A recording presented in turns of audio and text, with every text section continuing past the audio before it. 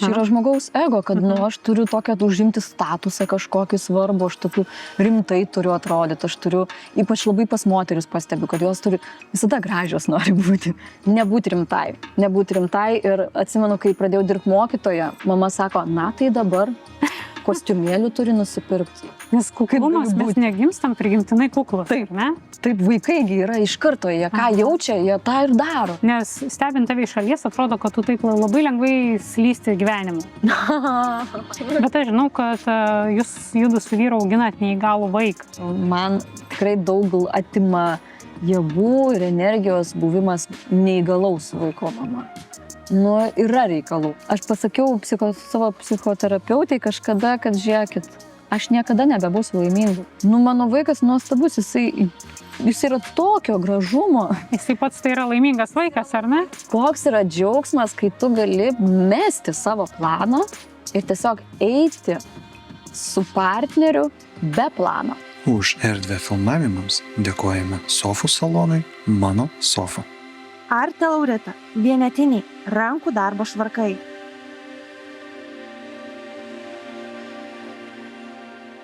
Silvija Šumskienė – teatro edukologė, improvizacijos trenerė ir lektorė, padedanti žmonėms per improvizaciją ugdyti pasitikėjimą savimi, kūrybiškumą ir drąsą veikti. Silvija augina neįgalų vaiką, gyvenimas jai skyrė vieną rečiausių išbandymų, sūnus vienintelis Lietuvoje su tokia diagnoze. Nes aš tave, kai pamačiau, man iš karto buvo toks wow. Nu, vat būna mano žmogus, mane užbūrė. Aš labai skaitau turbūt žmonių tą tokią energetiką, charizmą. Aš vis dažniau suprantu, kad žodžiai mažai lemia. Mes po visko išsinešam tą būseną žmogaus, kaip jisai mus pakrovė, ar ne? Tai vat man labai patiko tas. Tai viena vertus scenai reikia tokio chameleoniškumo, ar ne? O kita vertus tu tokį tikrumą transliuoji. Kaip tu tą derini? Kodėl žmonės bijo būti atviri ir klysti? Nu, čia visiškai improvizacijos principai, ar ne? Vat, kad tokio baimės atsisakyti klysti, to prisitaikymo, to lankstumo, nu, kad mes tokie, nu, reikia būti lankstiem. Ir man ta improvizacija atsirado tada, kai aš pajaučiau, kad aš to visiškai neturiu. Aš esu labai auklėta, taip, būk nuolanki. Neuždavinė klausimų, va, tas kuklumas. Labai man buvo diegiama nuo pat vaikystės, kad kuklumas yra labai didelė moters merginos savybė. Ir aš užaugau tokia, būk kukli, būk savo vietoj, neįsišok, čia neatrodyk kažkokia kitokia, būk kaip visi. Ir aš taip 18 metų augau, formavausi ir tada įstojau į teatrą, nes atradau, kad ten kažkaip viskas ir ypač va, jau kai pradėjau susipažinti su improvizacija, nu, kad tai jinai kalba priešingai, negu aš buvau auklėta. Man buvo toks, to prasme, tu nebijok atrodyti kvailai, arba išsišok, arba va, tokie principai, kur nebijok atrodyti kažkoks kitoks, būk unikalus, uždavinėk kvailus klausimus, jeigu tik tau norisi. Nu, visas tas buvo mano priešingai kažkaip, kaip mane auklėjo. Ir aš tada atradau, ir aš pradėjau, ir aš to supratau, kad tas kuklumas gal ir gerai vietom, bet gal ir galima šį šiek tiek, nu, pamiršti kai kuriais atvejais. Nu, tai va, tai ir dėl to, vat, kad ta improvizacija man visiškai atvėrė tokį kitą klodą. Nes kuklumas mes negimstam prigimtinai kuklus, ar ne? Taip, vaikaigi yra iš karto, jie ką jaučia, jie tą ir daro. Bet žiūrėk, improvizacija, tu kur žiūri, greitai galvoji. Jūs gimus taip ir mokėt, aš žiūrovam pasakysiu, kad aš pas tave, pas jūs, Impro 241 lankiau ir man labai patiko, aš tikrai labai rekomenduoju. Ir labai padeda išlipti iš narvelio. Ir jūs mokot, nepasiruošk. Net jeigu tu kelias sekundės turi, jeigu tau atėjo mintis ir tu turi laiko pasiruošti, atsisakyk ir imk kitą, kas šauna į galvą. Tai ar būna taip, kad susifeilini? Nes kai greit mastai, tu gali, visadagi baimė yra pasakyti nesąmonę. Taip, bet čia yra esmė improvizacijos failing ir džiaugis tuo, nes nu, tai atveria visai kažkokį laisvumą po žmogų, kad nu, mes visi labai norim būti rimti, labai norim atrodyti protingi. O kodėl? Kaip? Aš nežinau, čia yra ego. Čia yra žmogaus ego, kad nu, aš turiu tokią užimti statusą kažkokį svarbų, aš tokiu rimtai turiu atrodyti, aš turiu, ypač labai pas moteris pastebiu, kad jos turi visada gražios nori būti. Visada tokios ar ne, visada, vat, jeigu kažkur jau čia reikia kažką jau kas yra gerai, kas nėra gal blogai, bet truputį nuimti tą įtampą, kad aš visada turiu turėti tokį atsakymą protingą. Aš visada turiu pasirodyti, kad aš žinau, ką aš kalbu, kad improvizacija atveria tai, kad kai mes darom kažką nepasiruošę, tai mes nusimetam atsakomybę, kad aš turiu čia labai kažką kietai pavaryti. Būti labai čia protingas ir unikalus ir čia Tai lengviau gyventi, lengviau kažkaip tai eiti per tas klaidas. Vat kai mes improvizuojam, ką ir mes savo mokinius nuskatinam specialiai, pabandyk susimauti, specialiai nebandyk, nesistenk. Nesistenk laimėti. Čia kaip varžybos, kad aš turiu laimėti. O kaip tik, eik ir pralaimėk šitą žaidimą. Ir tada žmonės atranda, kaip yra smagu. O kas scenai svarbiausia? Šiaip, kai tu improvizuoji, tu dažniausiai improvizuoji ne vienas. Nebent ar ne, tu sakai viešam kalbėjime, jeigu tu improvizuotą kalbą sakai, tai taip, tu esi vienas, tu kuri, tu ir auditorija, ne? Bet kai mes improvizuojam improvizacijos žaidimus, taikomosios improvizacijos žaidimus, tai dažniausiai tu esi ne vienas, tu esi su kažkuo, su partneriu. Čia yra ta mintis, kur man atveria, kad nuimti nuo savęs ego ir pasirodyti, koks aš fainas scenui, nes, ar ne, aktoriai yra tokie truputį egoistai, jie nori pasirodyti, koks, save, ar ne, tu eini į sceną, nes tu nori, kad tave matytų, kad tave pastebėtų. Improvizacijoje yra šiek tiek kitaip. Tu eini į sceną, bet tu eini į sceną tam, kad padėtum savo partneriui pasijusti gerai, kad padėtum savo partneriui išvažiuoti. Kiekvienas stengiasi, kad jo partneris spindėtų. Vienas dėl kito. Taip, šitas labai man patinka. Aš nežinau, man lietuviškai padėk savo partneriui sužibėti, suspindėti, man taip neskamba kaip angliškai, kad let your partner shine. Ir kai tu nukreipi nuo savęs, nuo savęs dėmesį, kad tu nukreipi į kitą žmogų, tu pats nusimi kažkokią labai atsakomybę, kažką tokio būti geriausiu. Nereikia būti geriausiu. Kodėl mes dabar norim visi būti geriausiais? Taip. Ir tas yra pas mane labai. Aš turiu labai tokį perfekcionizmo irgi. Ir daug yra žmonių, kurie turi tą perfekcionizmo gyslelę, kad reikia padaryti geriausiai. Arba jeigu aš einu prieš improvizacijos pasirodymą ir jeigu man šauna į galvą, Silvija, tu čia turi pavaryti. Aš niekada nepavarau. Nes tu nori ir tu stengies. O improvizacija kaip atsisakyti stengtis? Tiesiog, man atrodo, reikia mėgautis tuo, ką tu dabar darai. Tiesiog pajusti, vėl sakau pasistengti, bet pamėginti pajusti džiaugsmą iš tos akimirkos, ką tu dabar darai. Pažaisti. Nes kai, pavyzdžiui, kai vaikai žaidžia, jie tiesiog laisvai žaidžia. Jie spontaniški, jie susikaupia ir jie daro, ir jie žaidžia. Ir jeigu mato kažką kitą, jie eina toliau kažką. Aš tiesiog, kai stebiu ar savo sūnų, ar kitus vaikus, kokie jie yra, jie neplanuoja. Jie eina ir daro. Tai aš nesakau, kad planavimas yra blogai. Mes neplanuodami nieko nepadarytume, ar ne? Taip. Bet leisti savo bent kartais pabūt spontaniškai. Tai aš buvau spontaniška, tokie gariūnai iš manęs linda. Bet tai faina. Aš galvoju, gal čia ta užspausta dalis, kur tu gyvenime esi rimtas, iš tavęs tikisi kažkokių dalykų. Ir tu ten atvažiuoji ir Ir leidi savo. Ir tokie gariūnai būdavo. Ir aš galvoju, tie personažai, manau, kurie lyzdavo. Ir paskui aš priėmiau tą iššūkį išeiti į sceną, nes po pirmos pamokos aš beveik visą naktį nemiegau ir galvoju, aš tai jau tikrai sceną neis. Rimtai. Jo, aš buvau įsitikinus, kad man reikia tų 12 pamokų, man tai padės išlaisvėti, nes aš esu totaliai intravertė. Ir galvoju, jau aš tai sceną, ir aš ten nemiegau ir visą naktį tokį košmarą sapnavau, kaip aš scenai. Tai mano iš tikrųjų ta improvizacija buvo, kai aš nuėjau į sceną. Aš nesužibėjau tenais, bet tai yra mano asmeninė pergalė. Nes tau taip atrodo, kad tu nesužibėjai, nes gal kitiem atrodo, kad tu sužibėjai. Čia mes labai man atrodo, kad kiti juokingesni visada, ar ne? Aš atėjau pas jus su tokiu įsitikinimu, kad aš nemoku juokauti. Aš turėjau tokį įsidėjus paterną, kad moteris juokaudamos atrodo neskoningai. Ar tu susiduri su to? Eik tu savo. Kokį tu čia Nes šovą jos, gerą? neva grubios yra, kai Aha. juokauja, ar ne? Nes didžioji dalis tų juokų, kurie atėjo su mano karta, jie gal yra tokie primityvesni, ar ne? Būna dažnai apie antrą galą, ar tokiose viešose erdvėse. Tai kaip tu matai juokaujančią moterį? Oi, čia Ir kuo jinai skiriasi nuo juokaujančio vyro? Kodėl yra pasaulyje tiek mažai moterų komikių? Kodėl vyrai dominuoja komedijoje? Kodėl?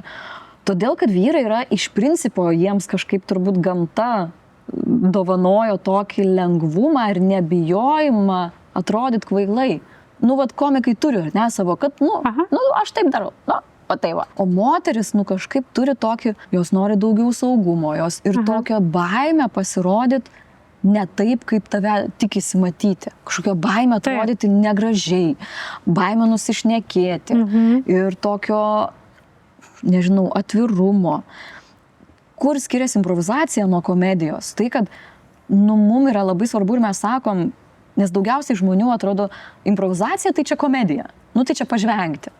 Bet mes akcentuojam, ypač kai mes kalbam apie taikomąją, apie tai, kad ugdyme, nes nejuokink. Man kaip šitas labai palengvino tas, kad jūs neprivalot būti juokingi. Taip, ir improvizacija nėra vien tik tai apie juoką, nes kai mes kalbame stand-up comedy, taip, tu susiplanuoji bairius, tu išmokti, aš esu bandžius. Tai žinau, kad aš pasirašau bairius, aš turiu išmokti, nes jeigu čia paimprovizuosiu, gali juokelis nesuskambėti. Labai svarbu tinkamas žodis tinkamoje vietoje. Improvizacija yra visiškai kitaip. Pasiruošti bairiai niekada nebus juokingi. Ir kai mes matom, kad mokinys eina į sceną arba aktorius eina į sceną ir aš matau, kad tas juokelis yra sugalvotas, tai jau prieš tai, ne? Taip. Yra taip nejuokinga. O kas tai parodo? Todėl, kad nejuokinga. Nes juokinga yra klaida. Juokinga yra ta spontaniška klaida, kuri nutinka čia ir dabar, kur tu neplanavai, kad taip nutiks. Tau tiesiog eina flow, ar ne, kažkokia situacija ir juokingiausia yra tiesa, kur tu nemeluoji, nepasiruoši, nevaidini kažkokio labai čia juokingo žmogaus, o tiesiog tiesa, kuri eina iš tavęs, čia yra juokinga. Ir labai matosi po žmogų, kuris užsideda tą kaukę ir bando juokinti, o kuris eina tiesiai ir tada yra juokingiausia. Ir moteris, kurios atsipalaiduoja ir nebando atrodyti labai gražuoliam. Jo, kai tu juokauji ir bijai atrodyti kvailai, tai tarsi dingsta grožis. Ar ne? Čia dar vienas tas momentas. Taip, pas moterį labai, tokio aš turiu būti, kažkodėl turiu būti graži ir viskas. Bet moteris tikrai turi gerą humoro jausmą. Tiesiog jo kažkaip bijo parodyti arba neatėjo tas toks momentas čia ir dabar. Mūsų ir temas skiriasi, ar ne? Viena vertus šiuolaikinė moteris stengiasi atsiriboti nuo mamos vaidmens, nes jos dabar tokios, gal aš absoliutinu, bet nueisiu su tokį verslumą, kad mes lygiai su vyrais, ar ne? Taip, ir tarsi tada aš nenoriu juokauti apie buiteką, nes aš vėl įkrentu į tą, gal aš netaip matau, kaip tu matai? Moteris nori būti turbūt sėkmingos kaip ir vyrai dabar, ne? Ir aš tai labai irgi pas save kažkaip atpažįstu. Ar tik aš taip? Arba aš esu labai gera mama, arba aš esu ir bloga darbuotoja, ar savo profesiniai, arba atvirkščiai. Kai aš esu labai gerai kažką darau darbuose savo, aš tada esu labai bloga. Ir kai reikia suderinti, yra labai sunku. Ir kartu apsikrauni, o gal užtenka būti nelabai gera mama ar pakankama, gal užtenka būti pakankamai gera darbuotoja, negeriausia savo srityje. Gal tau yra okei būti tiesiog. Aš darau taip, kiek aš galiu, pakankamai gerai. Aš girdžiu dabar pas tave dvi asmenybės, ta Silvija perfekcionistė ir ta, kuris sako, o gal pabandom paprasčiau. Taip, čia, o gal tiesiog, ir aš visą laiką kovoju su tuo. Paradoksas, kad aš savo mokiniams kartoju, nesistenk senai, eik, daryk ir viskas, ir pamėgyk pasimėgauti. O pati nueinu į kokį darbą, ar ruošiuosi ar pranešimui, ar mokymams, dabar pavarysiu. Kam? Bet tu ir šiaip visada performinė. Aš turiu tokį įspūdį. Kai reikia. Kai reikia, įsijungia. Jeigu bent viena šio kanalo laida buvo verta jūsų laiko, atsilyginkite vienu paspaudimu. Prenumeruokite kanalą. Jums tai nieko nekainuoja, o mums tai milžiniška parama. Kuo didesniu tampa šis kanalas, tuo daugiau galimybių pasikviesti dar didesnius ir ryškesnius pašnekovus. Na, o YouTube algoritmai laidas parodo platesniai auditorijai. Ačiū, kad padedate sąmoningumo bendruomeniai Lietuvoje augti.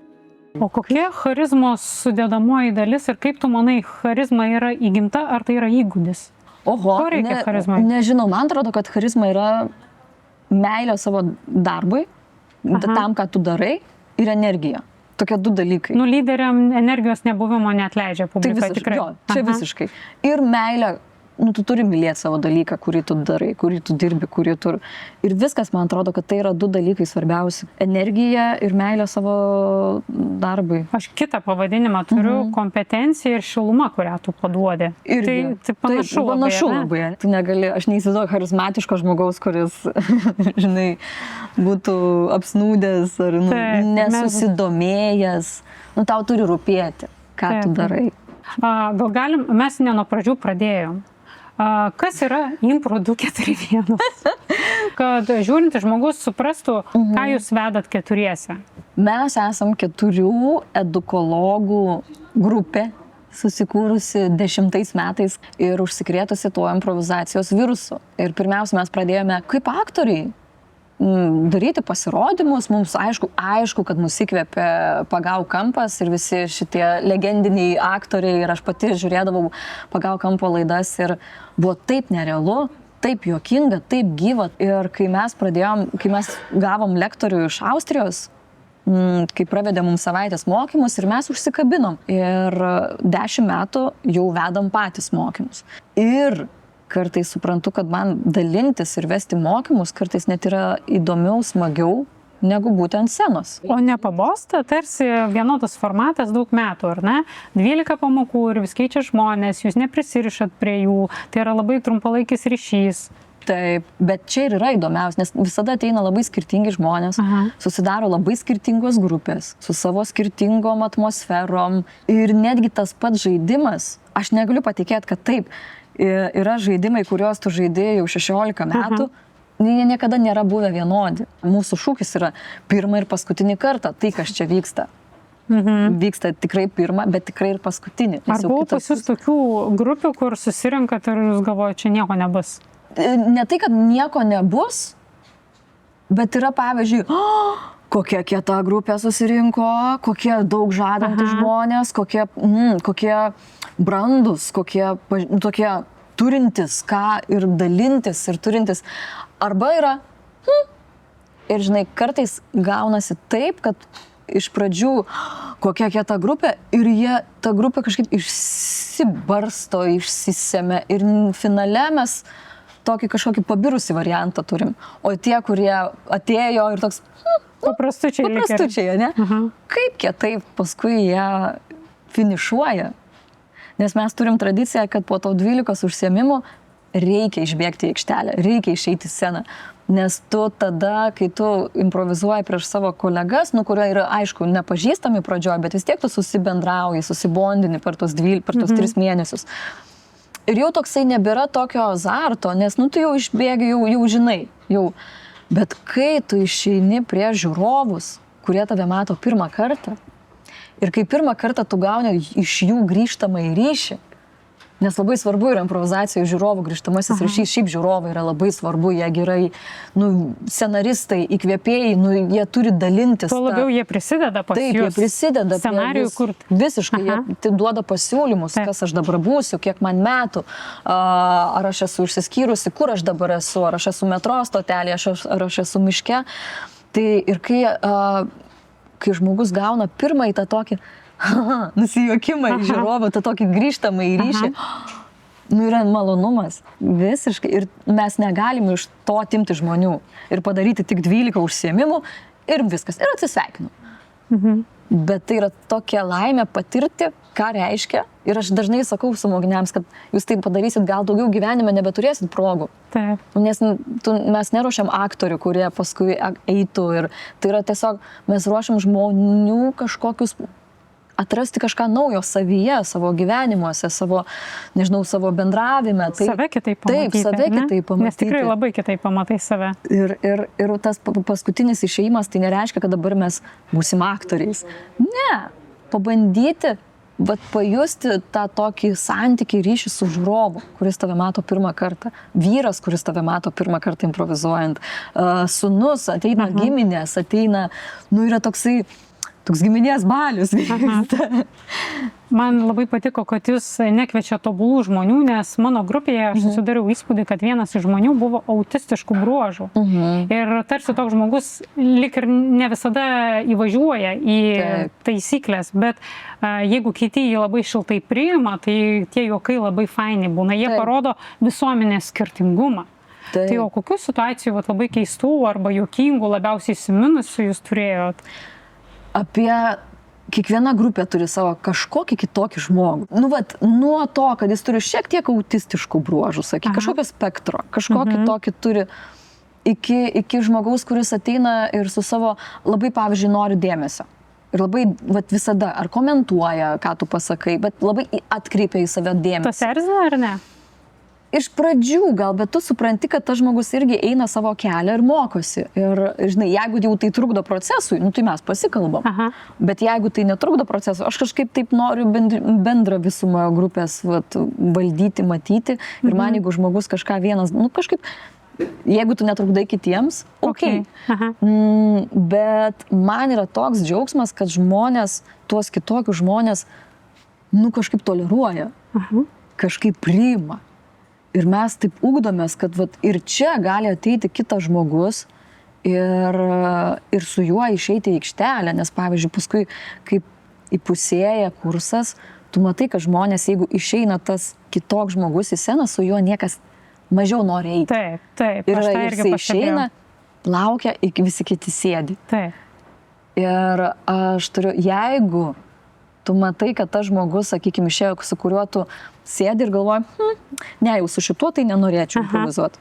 Tu privalai tą pačią akimirką stotis ir eiti ir improvizuoti, nes taip tu mokaisi. Nes jeigu tu labai lengva eiti su partneriu, kuris gerai varo, ne? Kuris, yra žmonės, kurie imlus tam dalykui ir matau, kad, okei, tu gali, faina. Ir tada žmonės nori eiti su juo daugiau. Bet tada tu nieko gal tiek daug neišmoksi, nes tu tiesiog seki tuo savo partneriu. Jis tave kaip pridengia, ar ne? Taip jo, kaip pridengia, kaip veda, nes tu esi dviese, tai vienas yra paduodantis kažkokias idėjas, įkvėpimus, pasiūlymus, kitas yra atmušantis. Tai tu tada atmušinėjai kaip kokiam tenise ir viskas. Ir nepaduodi, nes tas žmogus paduoda. O čia išeidamas su kitokiu žmogum, tu gali paaugti labiau, tu gali jį pasuportinti labiau. Tu gali jam padėti atsiskleisti. Bet čia ir gyvenime tas pats, ar ne? Absoliučiai, grupėse, darbo kolektyvuose. Visada yra žmonės, kurie gal, truputį kitokie. Truputį reikia daugiau pastangų patoleruoti juos, ar ne? Bet visuomenė tik taip keičiasi, ar ne? Kai mes priimam irgi tokius. Ir kai ne tik darbe, nes darbe tu privalai, ne? Tu dirbi, tu gauni už tai pinigus, tu turi pakęsti savo kolegą.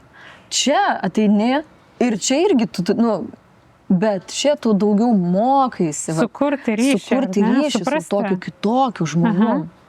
Ir tas yra, ir dirbant mokykloje, man irgi labai, aš dar dirbu ir mokykloje.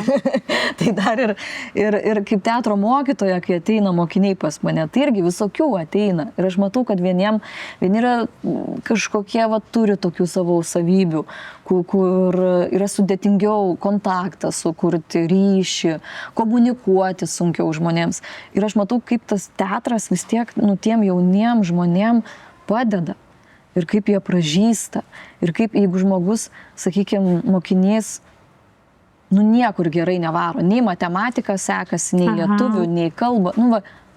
Ir jis ateina į teatrą. Ir jisai pražįsta. Ir jisai tampa, kažkoks gyvas. Jisai atranda dalyką, kas jam pasisekė, kas jam traukia, kas jam pradžiugino. Kažkur jisai geras. Kažkur jisai atrado save. Tai aš tokių pavyzdžių, kaip mokytų, turiu tikrai nemažai. Ir man taip gera matyti, kad tada žmonės taip... Ir tada kažkaip stebuklingai viskas jam pradeda lengvėti. Ir ta matematika gal nėra taip jau tada, nu gerai, nu pabandysim. Ir baigia žmonės, kur sako, ne, šitas tai nebaigs mokyklos. Ir baigia, ir dirba, ir kuria gyvenimus. Ir kaip mokytojai yra gera matyti buvusių mokinių, gera matyti, kaip žmonės gyvena ir tokių laimingus gyvenimus. Nu, aišku, iš socialinių tinklų gal yra visiškai atvirkščiai, bet tiesiog matyti. Tu jautiesi prisidėjusi tarsi, ar ne?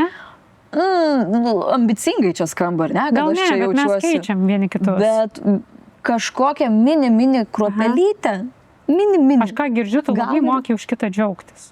Tavyje, va, tas turbūt, aš manau, kad dabar supratau tavo va, tą tokią charizmą, nes tu labai esi apie ryšį ir apie kitą. Tu labai moki džiaugti žmonėm. Man atrodo, kad tu juos myli iš tikrųjų nuoširdžiai, ar ne? Tau patinka žmonės? Man patinka. Na, aš jau dabar teigiu, nebeklausiu. Labai įdomu. Aš nebuvau pagalvojus, ar man patinka, kada nors žmonės gyvena, ar ne? Ne.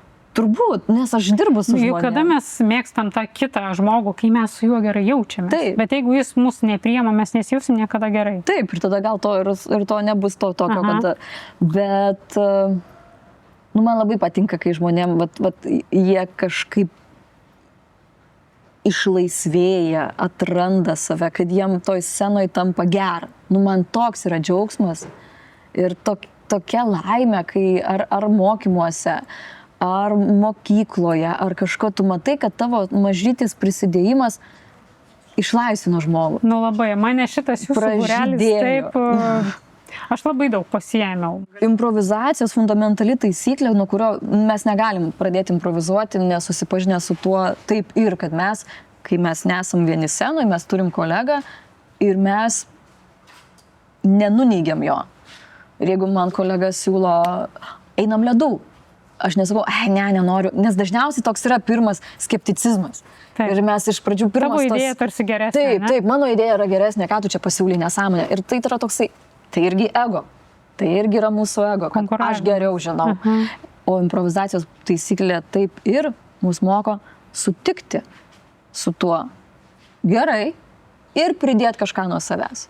Ir tai nėra, kad toks pataikavimas žmogui, nes visi, tai čia dabar reikia man visą laiką sakyti taip ir. Ne?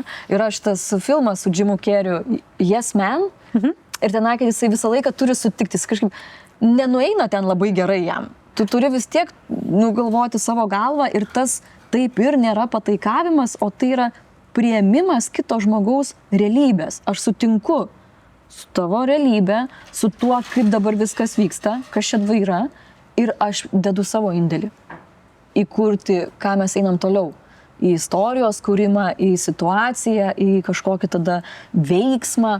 Aš tiesiog priimu realybę. Kaip gyvenime to trūksta, nes mes labai einam į opoziciją. Taip. Mes negirdim kitų, ar ne? Oi, ir čia visada ir pradžioj kurso visada matau, kaip konfliktuoja, kaip scenoje visi čia tik tai nesąmonė. Tai ką tu čia? Noras ginčytis labai. Tokie taip, noras ginčytis. Bet atsiranda iš to, kad tu negirdi kolegos. Ir būtent tas sutikimas su partnerio pasiūlymu, kolegos pasiūlymu, galų gale sutuoktinio pasiūlymų.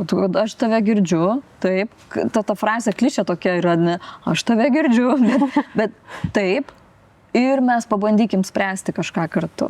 Ir nepalikim vienas kito. Toks yra taip, kad mes taip ir, nes yra, sako, taip, bet viskas, kas yra po bet. Neginys, ar ne? Taip. Tas viskas iki bet niekas nebelieka, nebereiškia, mes nuneigiam. Tai vietoj taip, bet mes imam taip ir šita taisyklė yra tokia auksinė ir yra mokinių istorijos, kuris sako, man gyvenimas pasikeitė. Aš pradėjau mylėti gyvenimą, aš pradėjau atrasti kažkokius dalykus, kurių anksčiau netradau. Kolegos darbe pradėjo sakyti, kad kažkas su tavim pasikeitė, kažkas atsitiko kitaip. Į gerąją pusę, ar ne? Tu nebebijai pasiūlyti idėjų susirinkimuose. Tu gali kažkaip drąsiai kalbėti ir komunikuoti. Aš žinau, kad tu vyrą improvizacijose sutikai ir jis buvo tavo mokinys. Taip. Pasidalink. Ar jis kitaip juokavo? Kodėl?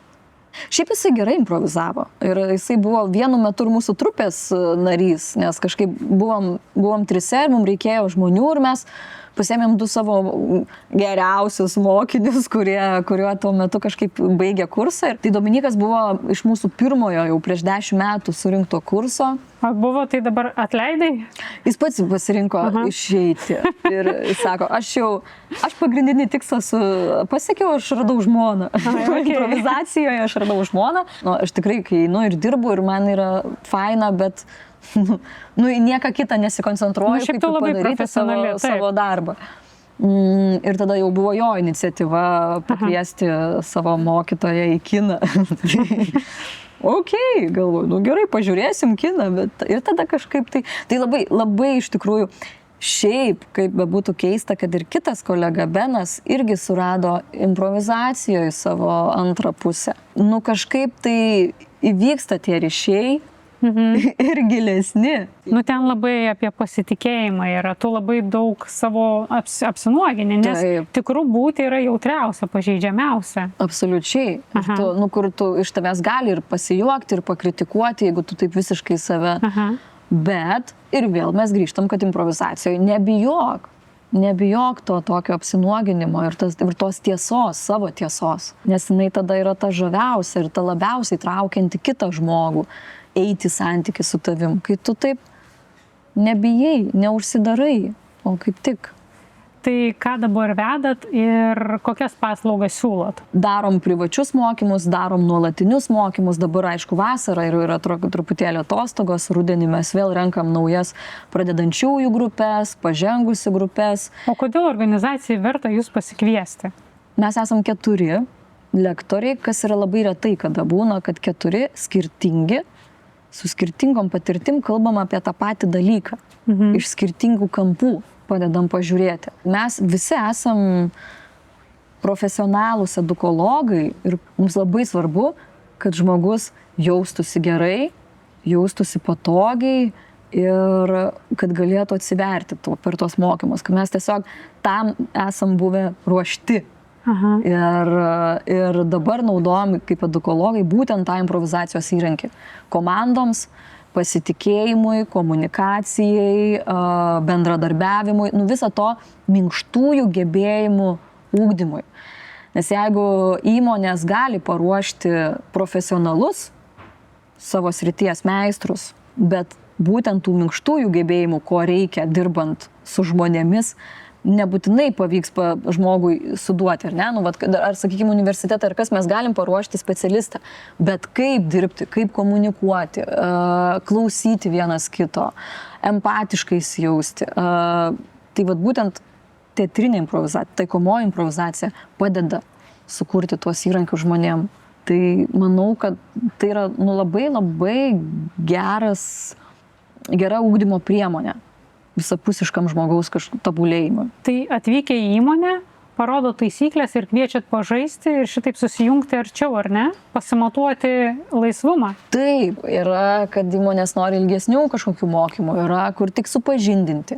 Netgi galim daryti ir improvizacijos pasirodymus. Atvažiuojam ypač įmonės, sakykime, nori kažkokio šou. Tiesiog norim visapusiškai žmonės įtraukti ir pasiūlyti, kad nebijokim susimauti.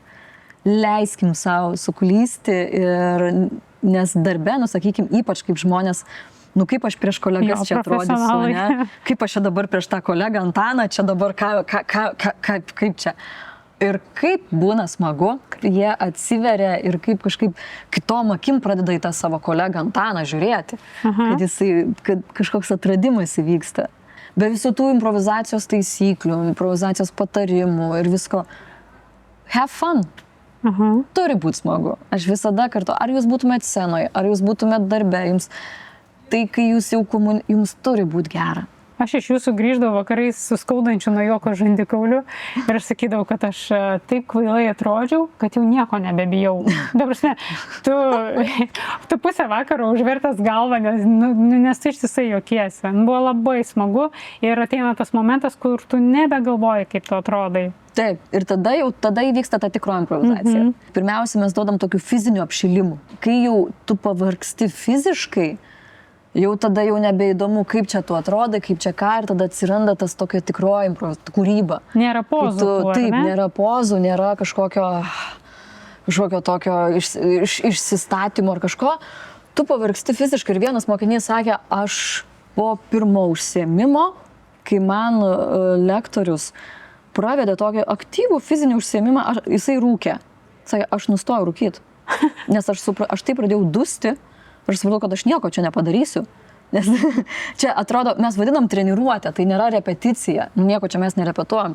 Mes treniruojam tą improvizacijos raumenį kaip sporto klubo, kurį tu turi vieną kartą nuėjęs į sporto klubą, nieko gero nebus, tu gali traumą patirti. Tai čia yra procesas ir tu treniruoji tą improvizacijos spontaniškumo raumenį, pasitikėjimo savimi raumenį, kurį išsitreniravęs, tai gali taip ramiau, drąsiau eiti į žmonės. O kur jūs keliaujat? Kur jūs save matot po 10-mečio, 36 metais? Kur jūs būsit?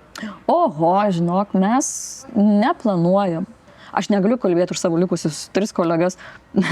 Man yra smagu, jeigu būtų toj bendruomenės, toj dalimi. Nes yra smagu.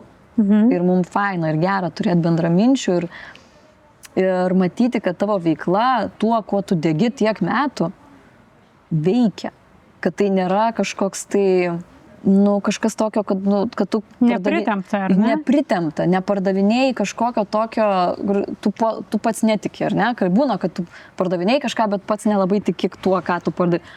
Aš labai tikiu improvizaciją. Aš labai tikiu, kad tai gali padėti žmonėms lengviau, paprasčiau žiūrėti tas gyvenimiškas situacijas, socialinės situacijas, bendravimą, kad tai mes galim būti tokie truputį paprastesni, truputį laisvesni ir nuo to tik mūsų kokybė gerėja.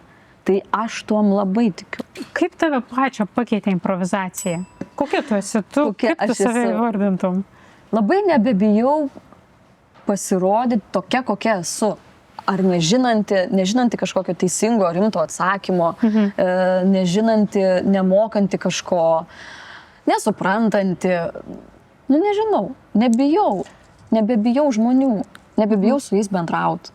Man labai daug improvizacija davė, labai daug teatras davė, labai tokio gyvumo, lengvumo. Nežinau, kokia aš būčiau, jeigu aš neimprovizuočiau, arba jeigu aš nebūčiau susidūrusi su tiesiog teatru. Aš noriu paliesti vieną tokią jautrą temą ir aš su tavo sutikimu, nes stebint tave iš šalies, atrodo, kad tu taip labai lengvai slysti gyvenimu. Rimtai? Taip, tu tą transliuoji. Okay. Bet aš žinau, kad jūs judu su vyru auginat neįgalų vaiką. Ar ne? Kaip tave pakeitė motinystė ir ką tau sūnus apie save parodė? Oi, dar visai neseniai kažkaip kalbėjau su vyru, sakau, aš labiau patikau savo iki Jono. Kodėl?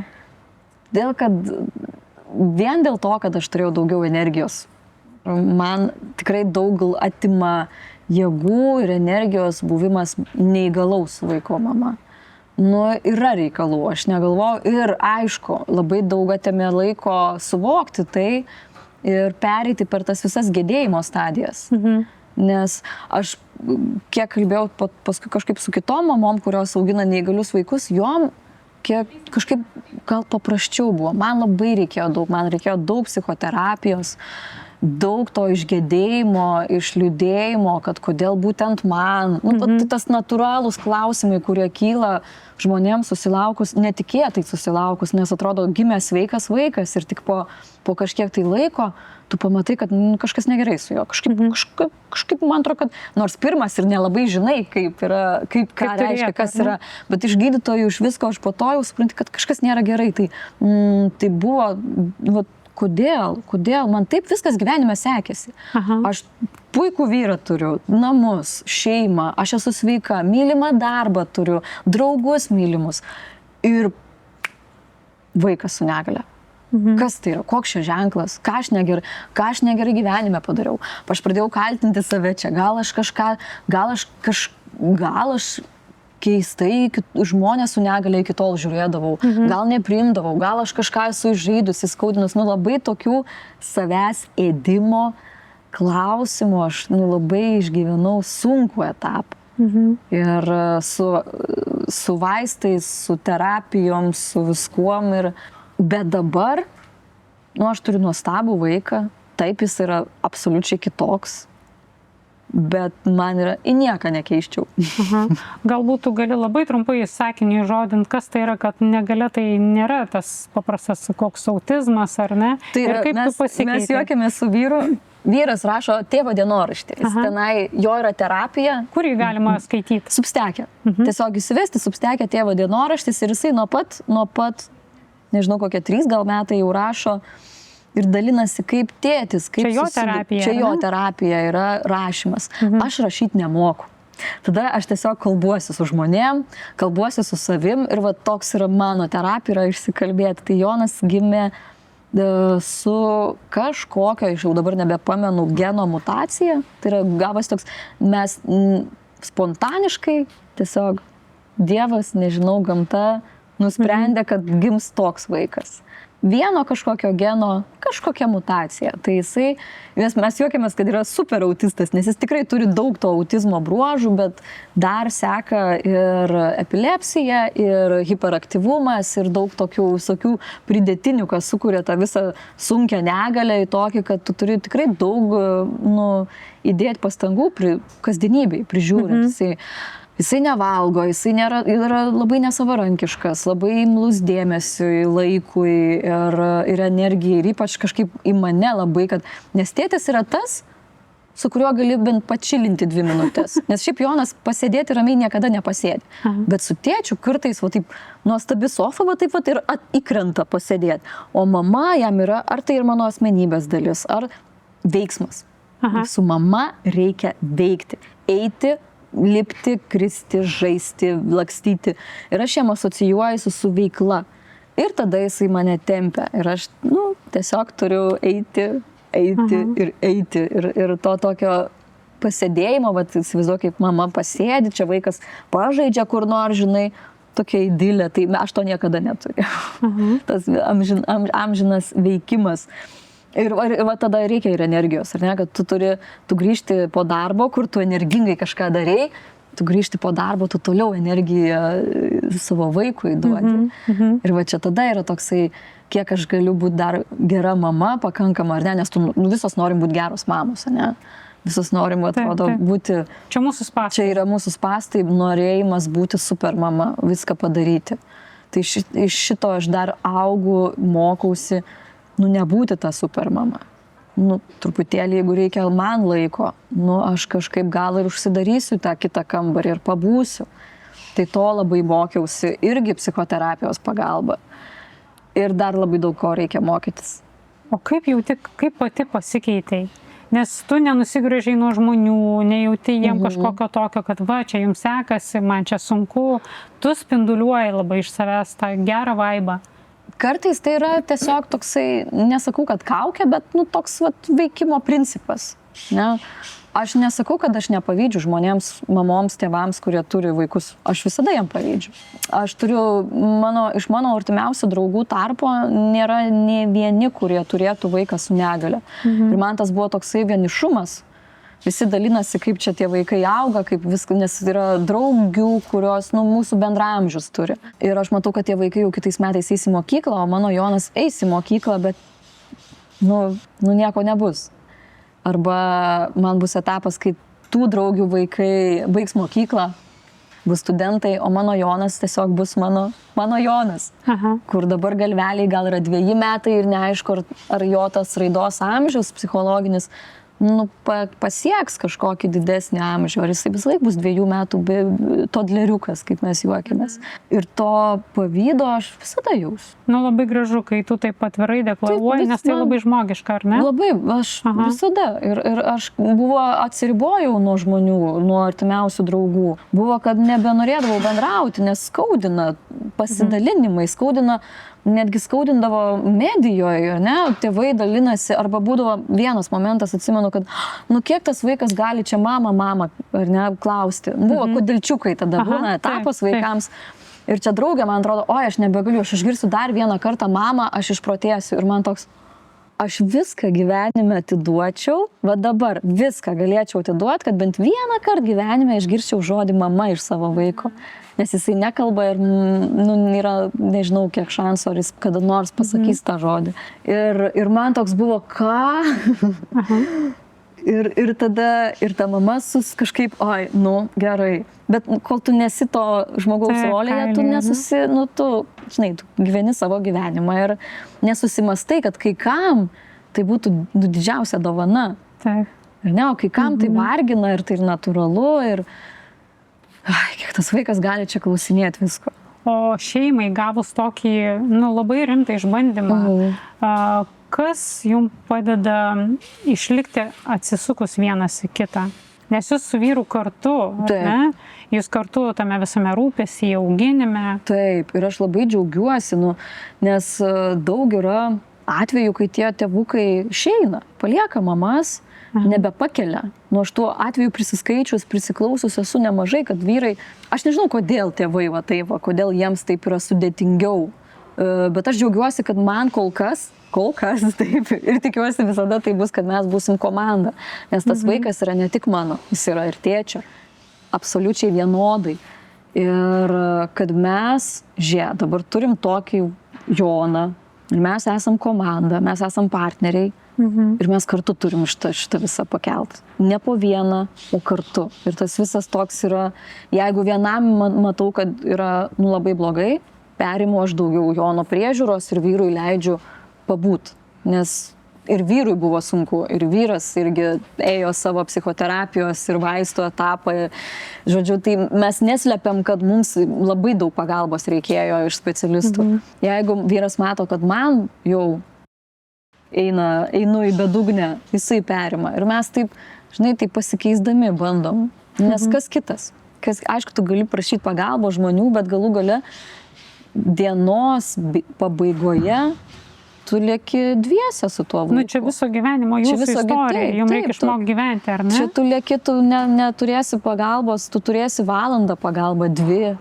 Žinai, kažkas padės, pažiūrės, auklė, socialiniai kažkokie tie namai, darželis, bet finale vakare tu esi dviese su Jonu. Tai tu turi vienas kitą, kažkaip pasuportinti, pakelti. Čia tas kaip improvizacija, ar ne? Padaryti, kad tavo kolega, partneris tavo jaustųsi bent kiek geriau dienos pabaigoje grįžus namo. Tai jūs neperkelinėjat vienas ant kito, ką aš girdžiu, ar ne? Viskas yra nuovargio klausimas.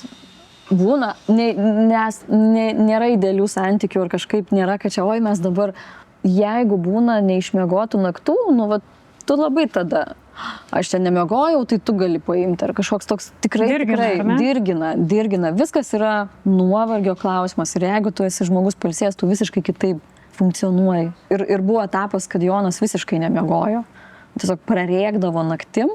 Ir vienintelis dalykas, kas jį nuramindavo, važinėjimas. Bet vienintelis, smagus dalykas, girdžiu, kitos mamos, vaikai atsibosta važiuoti, nes mes turim senelius pajūry.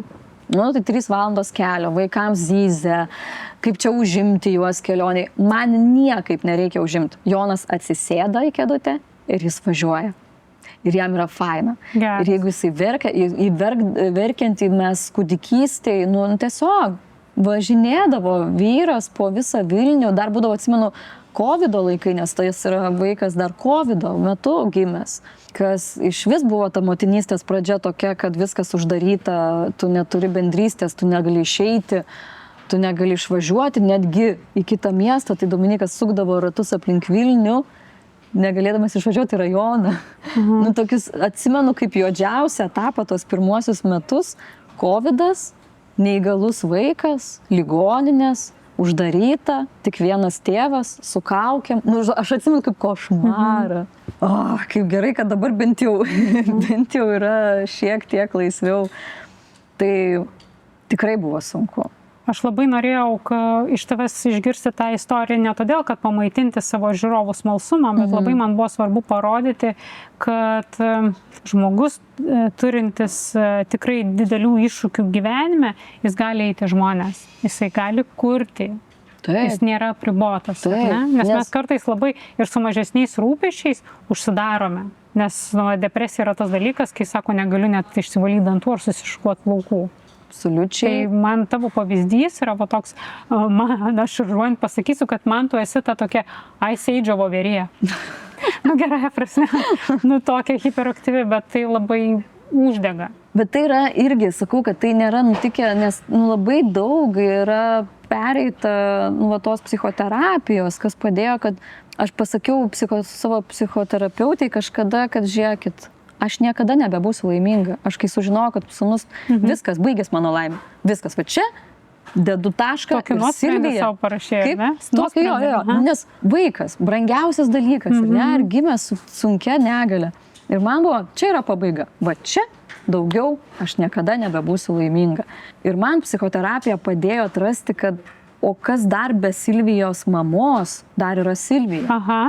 Ką dar jinai, ar aš esu tik tai Silvija mama, neįgalaus vaiko mama ir visą laiką 24 valandas per parą būdama su juo. Bet aš dar esu žmona, dukra, aš esu lektorė, mokytoja, aktorė. Kūrybininkė. Žodžiu, aš dar turiu daug kur vietų pajausti tą laimę. Ir aš ją pajaučiau.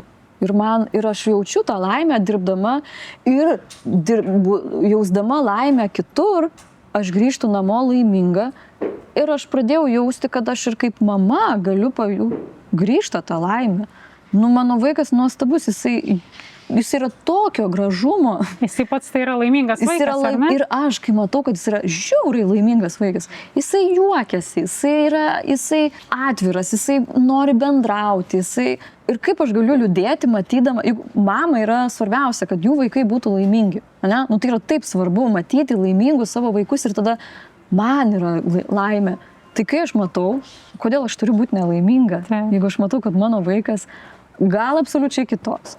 Gal niekada nebus, nori, kad mamos, kad jų vaikai pasiektų kažką, kad profesiją pasirinktų, kad, tu svajoji, ar ne? Tik nelaimingų tų profesionalų? Aha.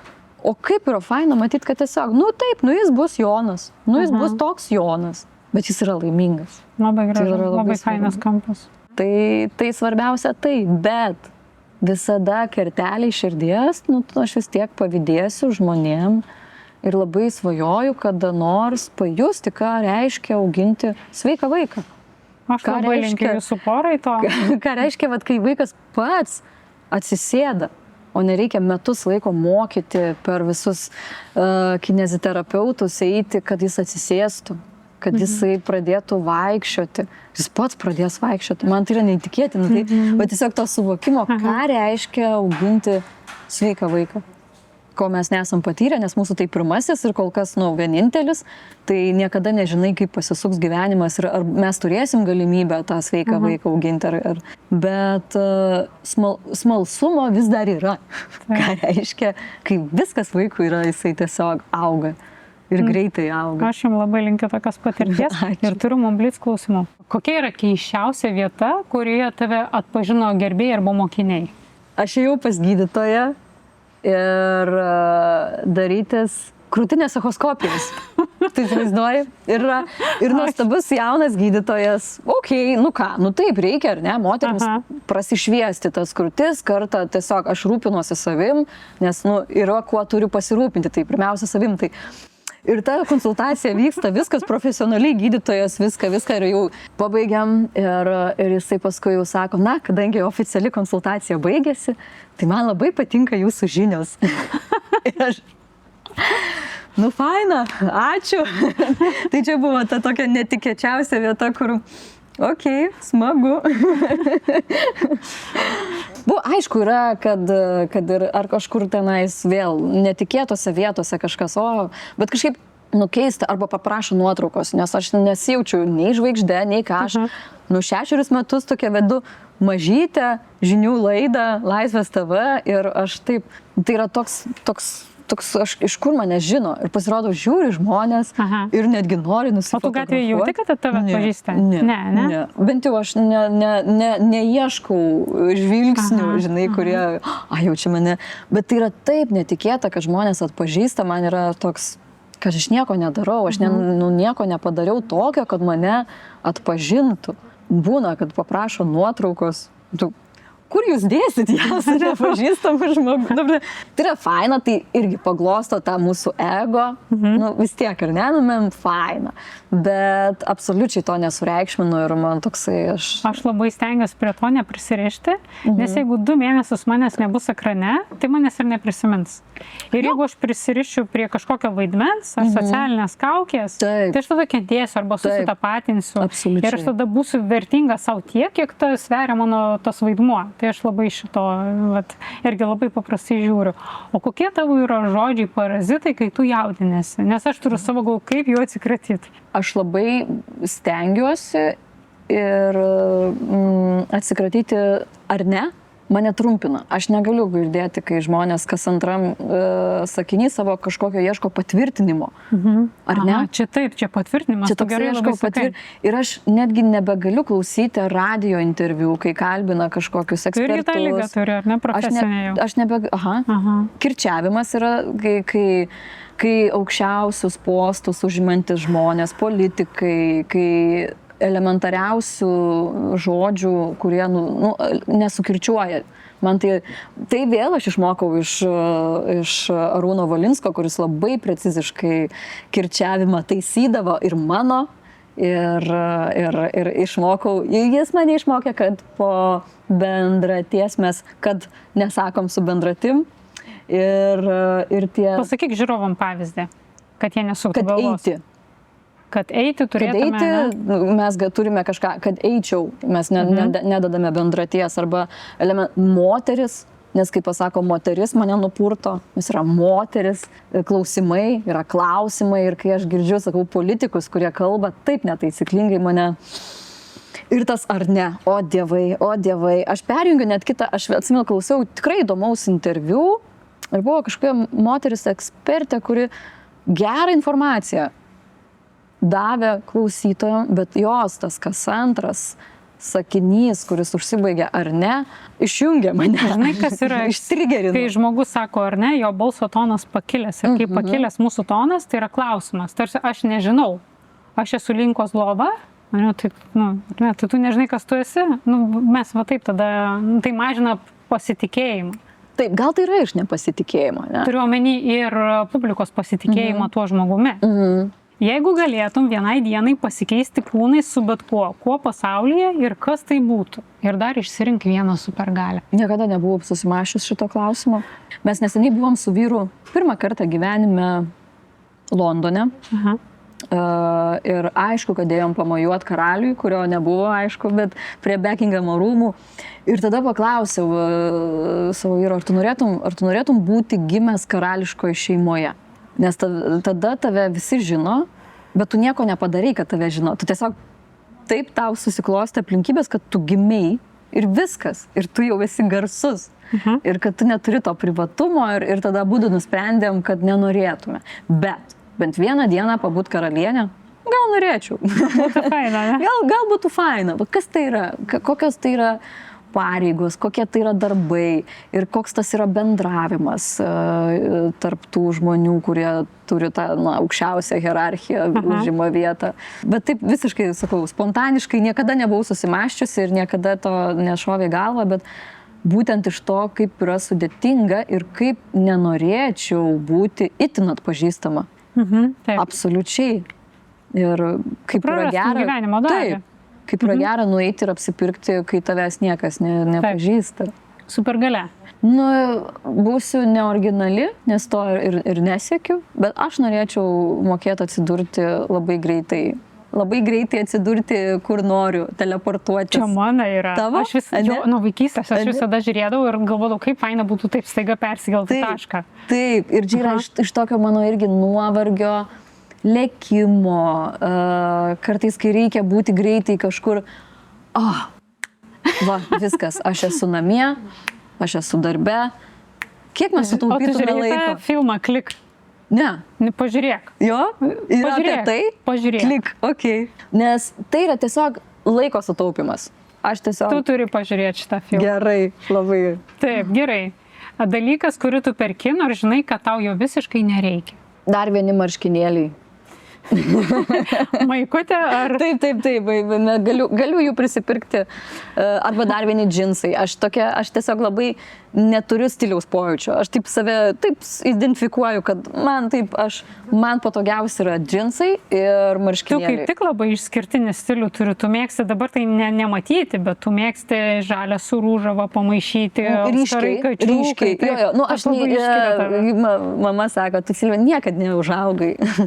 Nes yra moteris, kurios jau auskarus jau nešio. O man, ir vyras grįždamas iš kažkokios šalies, jis visada nuperka auskarus. Yes. Ir visada tokius mano stiliaus, kad tai būtų kažkoks tai... Taip, žiūrėk, jis labai tave priema, ne? Taip, Tu jam taip. patinki tokia. Taip, kad aš būčiau truputėlį, dar to vaikiškumo kažkokio pas mane yra labai daug. Man smagu žaisti, dūkti, išsidirbinėti, juokauti ir nebūti rimtai. Ir atsimenu, kai pradėjau dirbti mokytoja, mama sako, na tai dabar kostiumėlių turi nusipirkti. Kostiumėlė, ne? Aš ką? Aš esu teatro mokytoja, didelė dalis darbo man yra, kad mes sėdim ant grindų aktų salėje. Tu labai atsiribotum Ir iš karto. koks kostiumėlis, man džinsai ir viskas, ir tai yra mano darbo, nežinau, neįsivaizduoju savęs su kostiumėliu. Nors būna dabar, aišku, reikia kažkiek tai kažkur, tai gal truputėlį reikia taip tą aprangą apgalvoti labiau. Ne visur gal džinsai labai jau čia tinka, bet mano būtent tas stilius ar apranga, ar tai, ką aš atkreipiu dėmesį, tai visiškai dar yra absoliučiai nesubrendusio žmogaus. Geriausias patarimas, kurio tu pati niekada nesilaikai. Geriausias tavo girdėtas, galbūt, ar kurį tu dalini ir paskui nesilaikai. Mylėk save, saugok save, rūpinkis savim pirmiausia. Na, kai yra tas sparnuotoji frazė, kad pirmiausia reikia uždėti kaukę oro savo, ar ne, o tik tada. Tai visada šitas nuostabus patarimas, bet aš visada jo užmirštu ir tikrai aš pirmiausia... Pavėluotai, ne? Pirmiausia man yra, kad mano sūnus pavalgytų, ir tada jau, ir aš pavalgyti turėjau. Toks yra, ir tai yra labai negerai. Tai yra tai tos meilės savo aš turiu dar daug mokytis, kad mylėtis, kad savo laiko, kad dėmesio, kad atjautos. Būti ir svarbiausiu žmogum savo gyvenime, ar ne? Taip. Nes dabar yra, aš esu savo tikrai ne pirmoji vietoje. Ir gal net ne antroji. Tai yra labai geras patarimas, bet dar jį mokausi priimti. Didžiausia iliuzija, kurią tikėjai būdama 20. Man nuo pat vaikystės aktoriai atrodė dievai. Aš nežinau, kodėl aš sudievindavau žmonės, kurie yra ant scenos, kurie turi profesiją aktoriaus ir kažkoks toks būdavo, jie yra ne iš žemės. Jie kažkokie yra man... Man tai iki šiol taip. Jo. Ir paskui aš dirbau teatre, sutikdavau ir dabar sutinku vis labiau tų aktorių, kurie filmuojasi, kurie dirba teatre, kad yra visiškai tokie patys žmonės. Ir man tas, kad tikrai iki 20 ir gal net ir vėliau aš, čia tai dievai. Aš ta prasme galvoju, kas žmogaus viduje turi taip būti, kad jis galėtų tokią laisvę patirti, taip atsirakinti, taip nefiltruoti ir nebijoti. Bet dar vienas dalykas yra, pavyzdžiui, kai scenoje žmogus kuria personažą, jis gali sukurti nuostabiausią, nefiltruoti, tas personažai jam gimsta skirtingi, įdomus, psichologiškai gilus, bet kai nulipa nuo scenos, jis gali būti absoliučiai nepasitikintis savimi. Taip, absoliučiai nepasitikintis. Taip, intravertas, susikaustęs ir tik scenoje pražįsta. Čia toks hiperbolė labai didelė. Yra, bet yra tokių, ir aš tokių mokinių turėjau, kurie dabar yra aktoriai, bet jie absoliučiai ant scenos pražįsta. Čia kaip Čarlis Čaplinas buvo labai depresuotas, iš tikrųjų ir liūdnas žmogus, ar ne? Taip. Ir jis tą kompensavo per vaidybą. Ir čia tada scenoje ar kadre jisai tada gali atsiskleisti, išreikšti save. Kaip labai keista, kad gyvenime negali. Taip.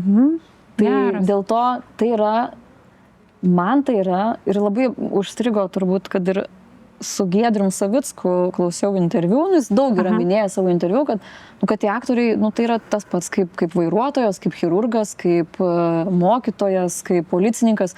Jis tiesiog dirba savo darbą, jis išmano savo amatą, tai yra talentas, taip, tai yra amatas, bet tai yra darbas. Ir žinai, ir labai faina yra, kai tu padirbi darbą ir tau ploja. Ir atsistoja dar ploja. Ir dėkoja. Ir dėkoja. Taip. O kai tu, pavyzdžiui, susivai žaizdą arba išvaliai ofisą, tau niekas nepaploja. Nu, žaizdą gal, bet... Nu, jo, bet, nu, sakykime, ar ne, nu, kad yra elementariausias kažkoks tai darbas, ar tenai suprogramavai kažką, ar nieks tau neploja atsistojęs.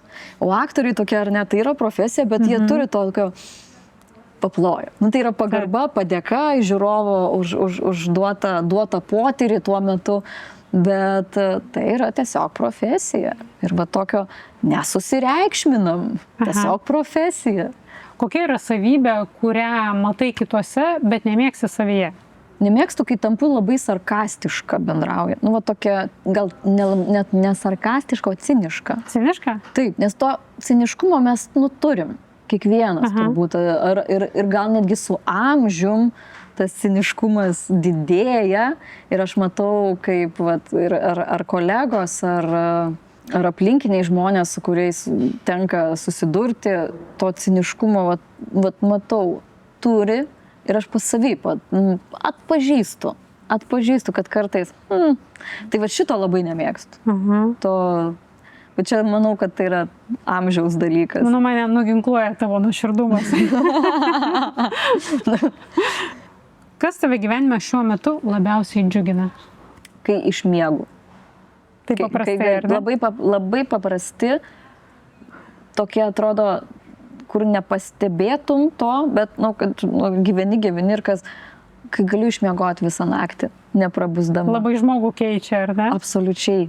Absoliučiai. Ir tada, kai tu išmiegi, koks visiškai kitas energijos lygis, kitas meilė gyvenimui, džiaugsmas. Aš kovoju su nemiga. Aš turiu nuo pat jaunystės nemigos tokių apraiškų, kurie, nu, taip užeina kas porą metų. Ir tada užslenka tokia mano draugė nemiga, aš vadinu mano sena gera draugė, nuo studijų laikų esu išbandžius visokių vaistų ir terapijų ir vėl. O čia ne iš to, kad tu labai užsisuki ir vakare negali nurimti? Tai aš manau, kad taip. Taip, nemiga vis tiek atsiranda iš kažko, kas vyksta gyvenime. Sukiesi ir kažkas turi gyvenime įvykti, kad tu, nu, nebeužmiegi. Man yra labai net juokinga pačiai iš savęs, kai aš turiu tą nemigos naktį, kai širdis daužosi. Ir kai eina juodžiausios mintis, nu jau tokios, nu jau kad aš esu niekam tikusi, kad kaip aš rytoj, kaip aš galėsiu dirbti, kaip aš galėsiu padirbti, kaip aš galėsiu su sūnum būti, kad aš būsiu nepajėgi. Ir toks dumblas minčių, kurio kamuoja ir niekaip tu negali išlipti, nes jos lenda įkyriai.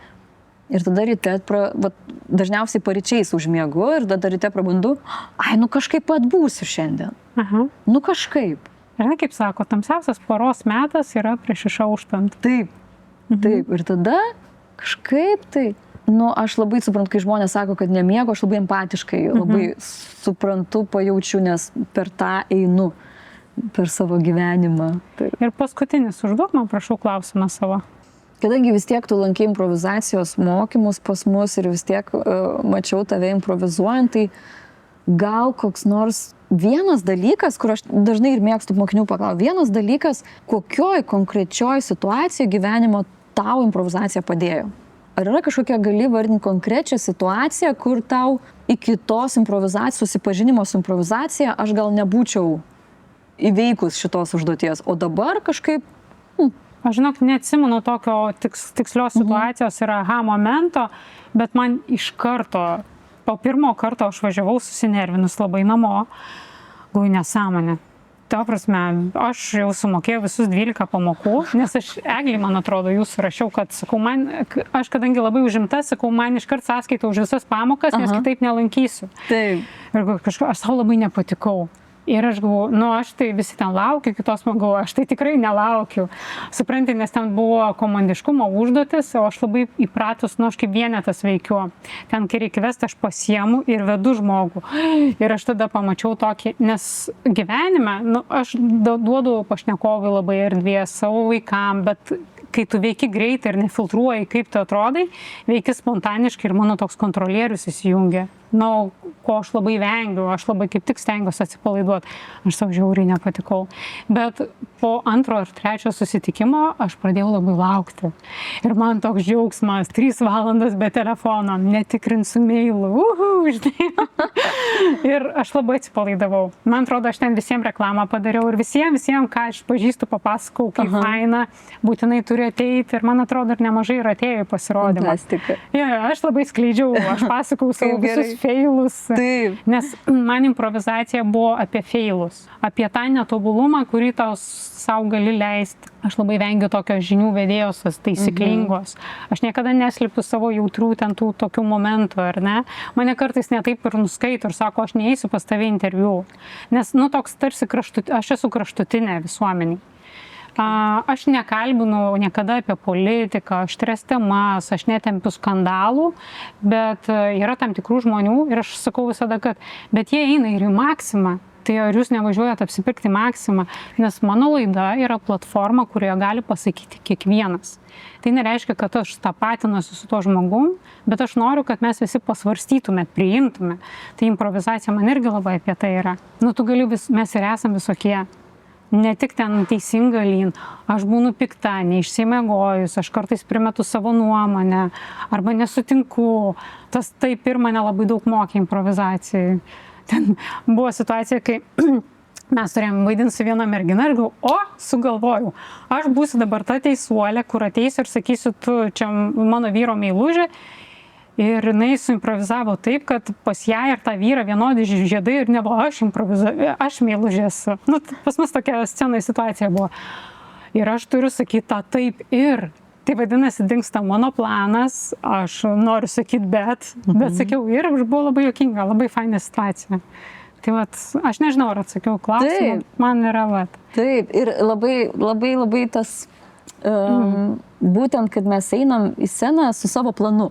Einam į savo ir norim savo to, kad ir kitas žinotų mano planą ir jo laikytųsi. Mes kitaip norim labai. Jo, mes taip norim.